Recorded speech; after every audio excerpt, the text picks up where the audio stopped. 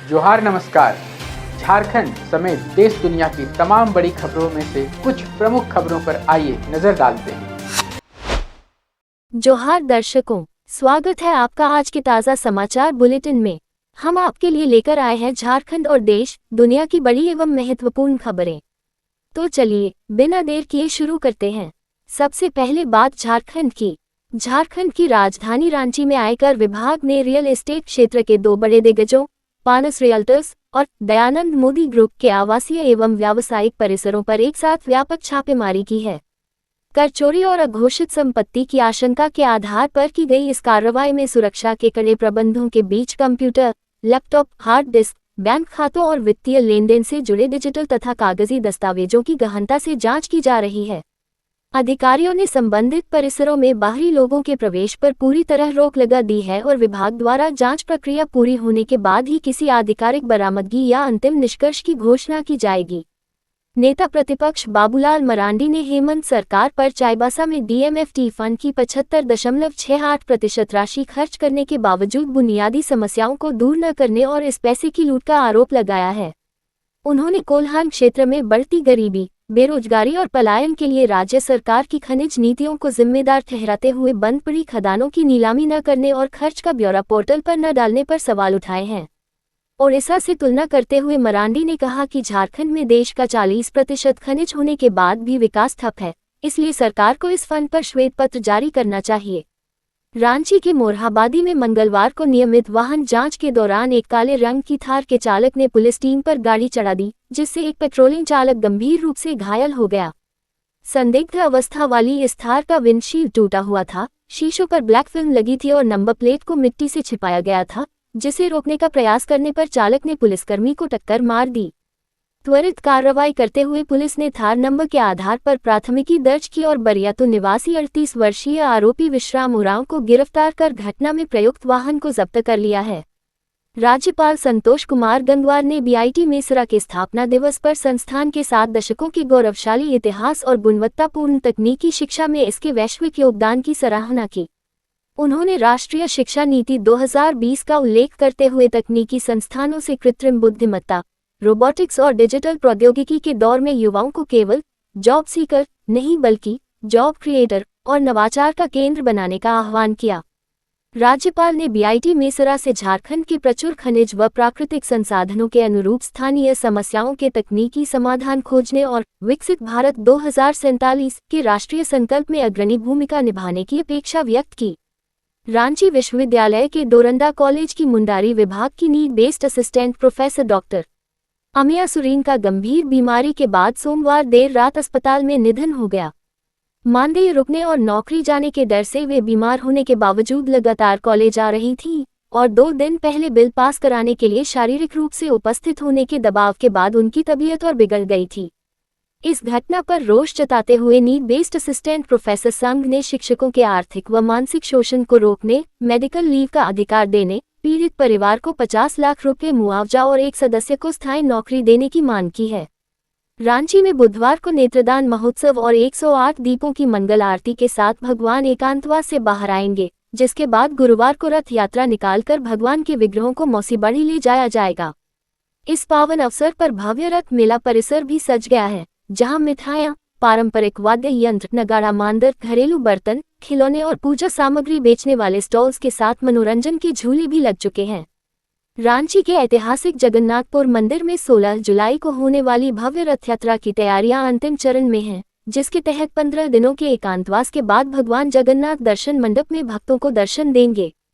बुधवार को नेत्रदान महोत्सव, महाप्रभु के विशेष श्रृंगार और 108 दीपों की महाआरती के साथ विशेष भोग लगाया जाएगा, जिसमें बड़ी संख्या में श्रद्धालुओं के जुटने की संभावना है। गुरुवार शाम 5 बजे से ऐतिहासिक रथ यात्रा शुरू होगी, जहां भगवान के रथारूढ़ होकर मौसीबड़ी प्रस्थान करने के दौरान 501 दंपतियों द्वारा किया जाने वाला सामूहिक विष्णु सहस्त्रनाम का पाठ मुख्य आकर्षण होगा। गृह मंत्रालय के निर्देश पर जीरो कोल लीकेज अभियान के तहत सीआईएसएफ के 150 जवानों ने कोयला चोरी और अवैध तस्करी को रोकने के लिए बीसीसीएल एरिया की दहीबड़ी परियोजना और बसंती माता माइंस क्षेत्र में विशाल फ्लैग मार्च किया। कमांडेंट मुकेश कुमार गुप्ता के मार्गदर्शन में निकले इस मार्च के जरिए अधिकारियों ने संवेदनशील खदान क्षेत्रों का दौरा कर अवैध कारोबारियों को सख्त संदेश दिया कि सरकारी संपदा की सुरक्षा और शून्य कोयला रिसाव उनकी सर्वोच्च प्राथमिकता है। बुधवार को निरसा में धनबाद सांसद धुलू महतो के जन आक्रोश मार्च और निरसा विधायक अरूप चटर्जी के पैदल मार्च के कारण राजनीतिक माहौल बेहद गर्म रहा। दोनों ओर से हजारों समर्थकों की भारी भीड़ जुटने और नारेबाजी होने के कारण प्रशासन ने सुरक्षा के कड़े इंतजाम किए और बरवा के पास भारी वाहनों को रोक दिया, जिससे राष्ट्रीय राजमार्ग पर लंबा जाम लग गया। प्रशासन द्वारा विधायक के कार्यक्रम को अनुमति न दिए जाने के बावजूद दोनों पक्षों के शक्ति प्रदर्शन के दौरान भाजपा के भगवा और विधायक समर्थकों के लाल झंडों से पूरा इलाका चुनावी रंग में रंगा दिखा। हालांकि दिन भर चले दोनों कार्यक्रम शांतिपूर्ण ढंग से संपन्न हुए। रांची स्थित रीजनल पासपोर्ट कार्यालय को मिले एक अज्ञात धमकी भरे ईमेल के बाद झारखंड के धनबाद और देवघर पासपोर्ट सेवा केंद्रों में हड़कंप मच गया और सुरक्षा एजेंसियां अलर्ट हो गईं।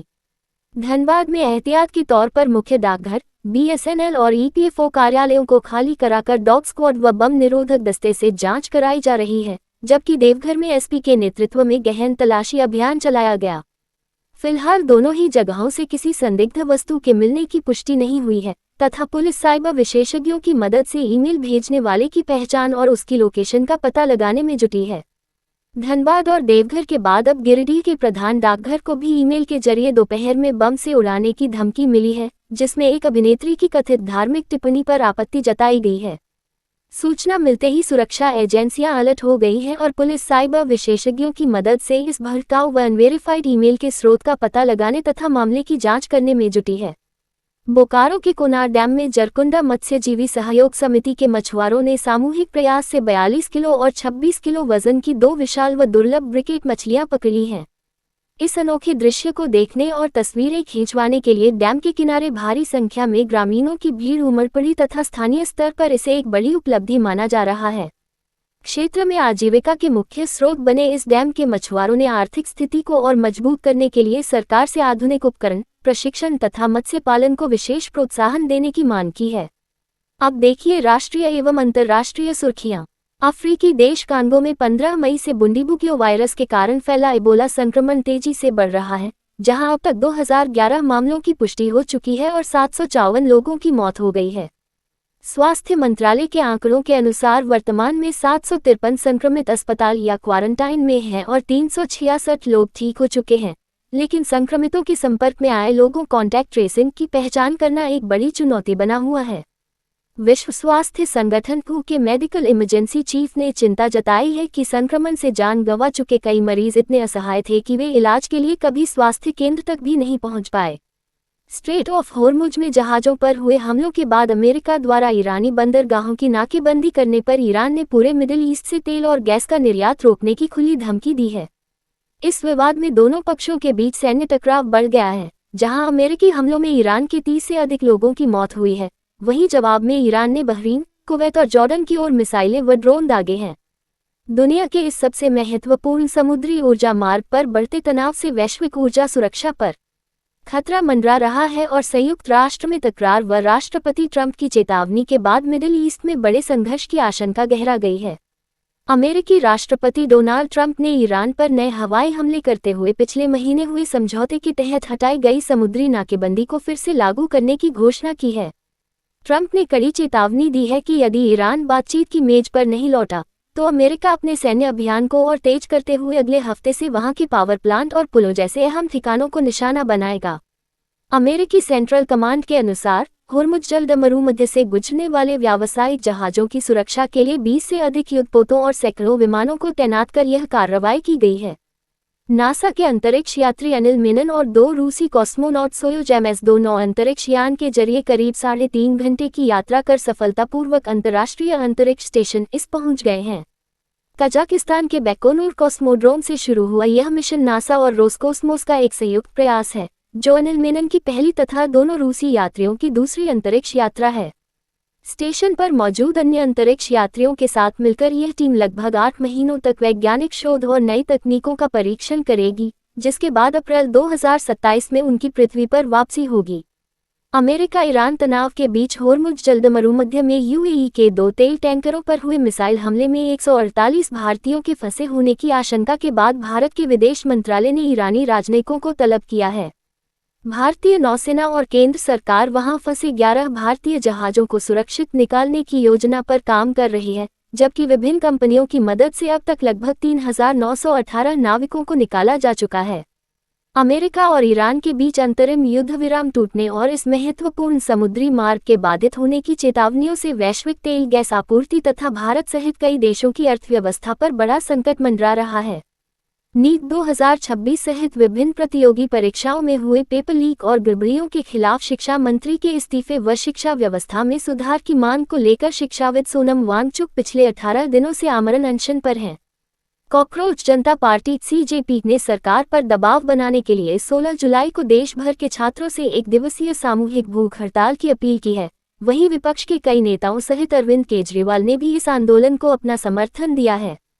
लगातार अनशन के कारण सोनम वांगचुक का वजन 9 किलो घट गया है और उनका शुगर लेवल भी खतरनाक स्तर पर पहुंच गया है।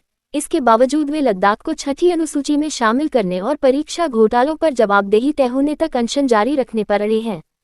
अयोध्या राम मंदिर चढ़ावा चोरी मामले के बाद ट्रस्ट के महासचिव चंपत राय और अनिल मिश्रा ने इस्तीफा दे दिया है, जिसके बाद ट्रस्ट ने मुख्य कार्यकारी अधिकारी सीईओ पद के लिए आवेदन मांगे हैं। पूर्व आईपीएस अधिकारी और आजाद अधिकार सेना के राष्ट्रीय अध्यक्ष अमिताभ ठाकुर ने 3 दशकों की प्रशासनिक व पुलिस सेवा अनुभव का हवाला देते हुए इस पद के लिए आवेदन किया है। ट्रस्ट ने अपने आधिकारिक एक्स ट्विटर हैंडल पर आवेदन आमंत्रित किए हैं, जिसके लिए आवेदकों का साक्षात्कार 18 जुलाई को शाम 4 बजे आयोजित किया जाएगा।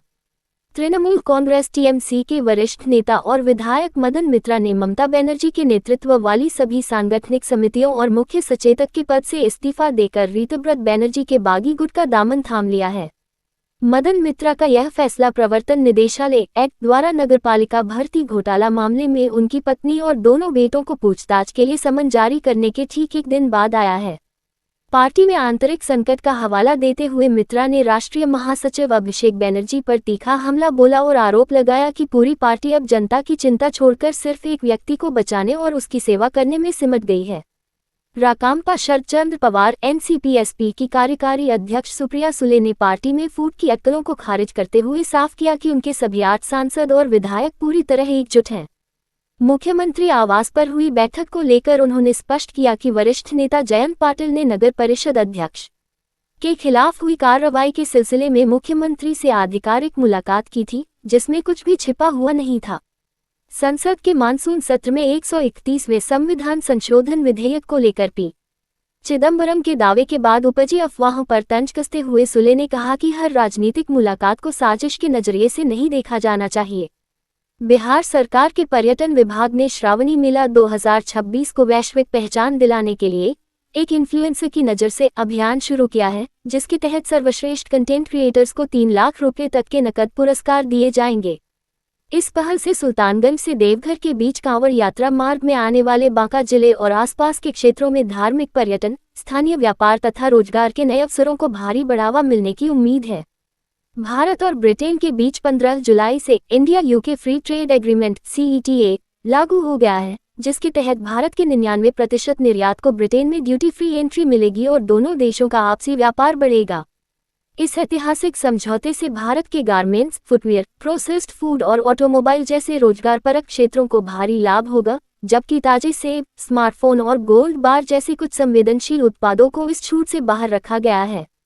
भारत ने भी ब्रिटेन से आने वाली स्कॉच विस्की ड्यूटी 150% से घटकर 40%, कारों, ट्रकों और सिल्वर बार पर चरणबद्ध तरीके से सीमा शुल्क में भारी कटौती करने का निर्णय लिया है। ये थी आज की बड़ी खबरें। अगर आप ऐसे ही अपडेट्स पाना चाहते हैं तो हमारे YouTube चैनल को सब्सक्राइब करें, Facebook पेज को लाइक करें और इस वीडियो को लाइक एवं शेयर जरूर करें। फिर मिलेंगे अगले बुलेटिन में, तब तक के लिए जोहार और नमस्ते। कैसी लगी आपको हमारी ये खबर, ये हमें कमेंट बॉक्स में लिखकर जरूर से बताएं और ऐसे ही नवीनतम ताज़ा अपडेट्स, खास खबरों से रूबरू बने रहने के लिए बने रहें हमारे संग। कैमरा के पीछे से मेरा सहयोग कर रहे अजय महतो, आनंद चौहान के साथ मैं यजत पिंटू कांची।